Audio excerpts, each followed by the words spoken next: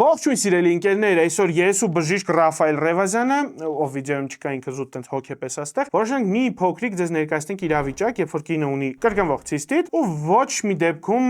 իր հետանցքը ստուգված չի, հա, դες խնդիրներ է լինում։ Հեմորոյը, աղիքի ճակում, մնացած բոլոր պաթոլոգիաները, այդ թվում նաև անուսի կողքի հիգիենը նպաստում են ցիստիտների զարգացմանը, քանի որ հետանցքից դեպի միզուկ ընկած հատվածը շատ կարճ է ու շատ հանգիստ բակտերիան ասած քայլելով սիրուն